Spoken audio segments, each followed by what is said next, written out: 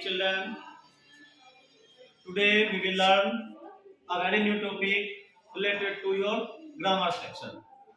Verb. Verb. So first of all, as you know, what is verb? Verb is an action word. Verb क्या है? एक action word है.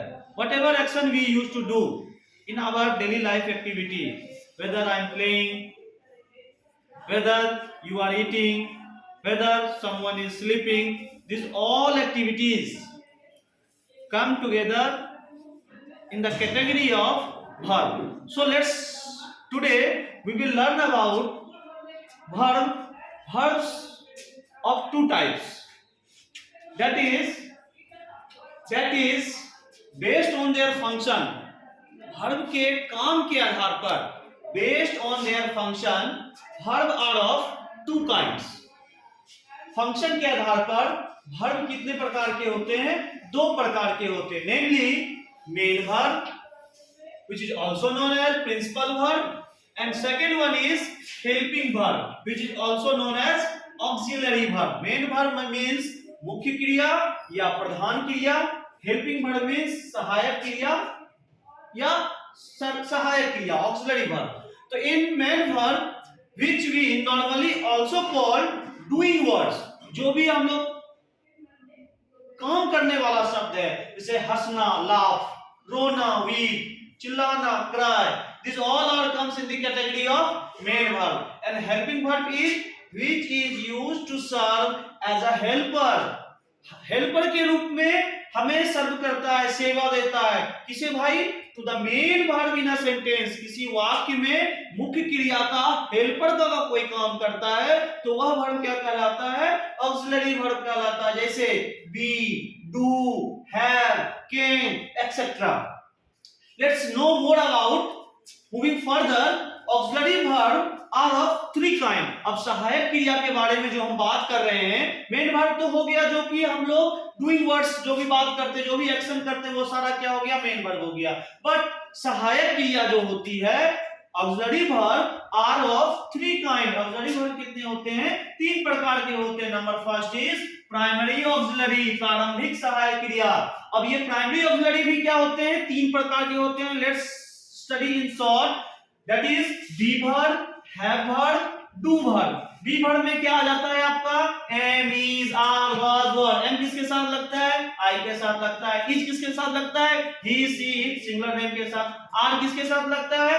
Plural noun के साथ लगता है. was किसके साथ लगता है? I के साथ, he के साथ, she के साथ, it के साथ और सिंगुलर नेम के साथ. word किसके साथ लगता है? प्लूरल नाउन होंगे उनके साथ word लगेगा. you होगा तो उनके साथ word लगेगा. we होगा तो उनके साथ word यूज होगा. have verb, has, have, had. have verb में क्या क्या आ जाते हैं? have ऑक्सिलरी में कौन कौन आते हैं? has, have, had. has किसके साथ लगता है? I के साथ, सॉरी he के साथ, she के साथ, it के साथ और कोई सिंगुलर नेम होगा तो उनके साथ. has किसके साथ लगेगा? I के साथ, we के साथ और कोई दो प्लूरल नेम है, नाउन है तो उनके साथ have लगेगा. और had हम किस लिए यूज करते हैं भैया? पास्ट टेंस के लिए यूज करते हैं. I had a car, मेरे पास एक कार थी. do verb. अब do verb में do verb means do auxiliary में कौन कौन आते हैं? do आता है, does आता है, did आता है. do comes, does comes and did comes in the category of do verb. तो auxiliary verb, we are talking about auxiliary verb are of three kind. One part is clear, that is primary auxiliary, and second is modal auxiliary or modals. A modal auxiliary is a verb. Let's know about modal auxiliary. A modal auxiliary is a verb used to support, empower and complete the main verb.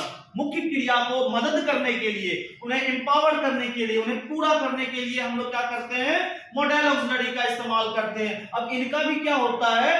दो variety of groups है. Modal verbs का भी क्या है? दो variety of groups है. एक one of them is can group of verb and other is shall group of verb. In the category of can group of verb, can, could, may, might, will, would comes, and in the category of shall group of verbs, shall, should, ought to comes. And the last one is the third auxiliary is semi modal. Semi modal में क्या क्या आता है? What comes in semi modal? Need, dare, use to, etcetera, ये सभी semi models आते हैं, मतलब अर्ध सहायक क्रिया। I need to go there again, मुझे वहां फिर से जाना पड़ा।